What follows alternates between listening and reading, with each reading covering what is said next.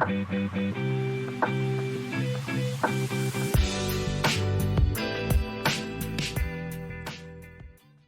name is Aaron Benavot. I'm a professor of global education policy at the University at Albany, State University in New York, in upstate New York.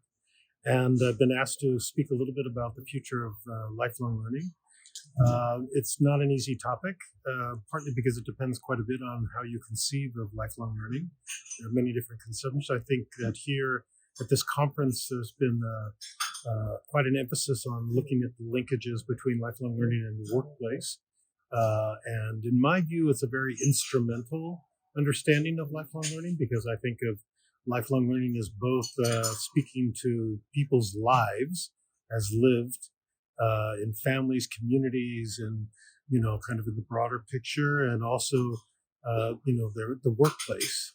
And here I see in this particular conference much more of an emphasis on how lifelong learning can speak to, as it were, the kinds of needs and requirements of changing workplaces, the future of work, and skills that are needed.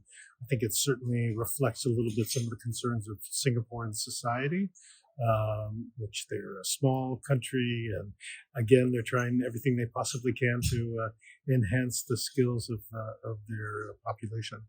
But in my view, there are many other aspects of lifelong learning that speak to, the UNESCO distinction between learning to know, learning to do, which this conference is focused much more on the do and the know, and much less on the question of learning to be and learning to live together, which is a lot more of the social functions of learning over the life course.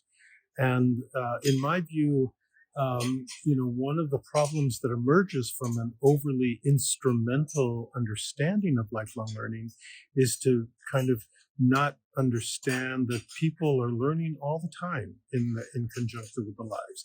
Often it's invisible to policymakers. We don't have very good, as somebody that's involved in global monitoring of all kinds of learning and educational processes, we don't have, kind of a elaborate infrastructure of ways of accounting in which, where people go to non-formal and informal ways of learning. And so for me, the future of lifelong learning is taking into account this much more, diverse, rich, highly varied ways of all the spaces in which learning occurs, and to recognize those and give some visibility and value to them, not to start from a deficit model that people need more lifelong learning because they have to get prepared for, the changing labor market and such matters, but rather we need to have a better sense of how they integrate learning into their everyday lives, and what governments and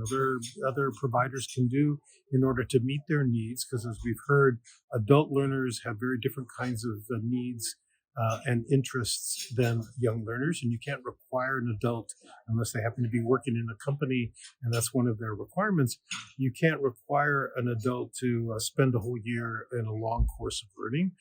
There has to be short, it has to be something that they're motivated. So I think we need to have a much better understanding. We've heard some of the adult educators saying you have to put the learner, the center, and understand what it is to co-create with them, the kind of curriculum, the kind of things that they're interested in. And from my perspective, that, I deal a lot at the kind of the international and even at the national policy level. How do you take that insight that you have to begin with the learner, you have to listen very carefully, you have to acknowledge all the ways in which they learn, but somehow take that information and find ways to make it visible in the aggregate in a way that informs the policy-making process. And for me, that's, I think, a fundamental challenge. And I haven't heard a lot of solutions at the conference thus far. I think that's still a challenge for people that are involved in this area. They tend to focus a little bit more on things that are concrete, like, jobs and skills that presumably you can, bunch them all together, you can take them apart and have a sense. But all these other ways in which people integrate learning in their day-to-day lives, I think we have a long way to go. And so the future for me, the future of lifelong learning is taking up that challenge and finding new models to inform the policies of the future.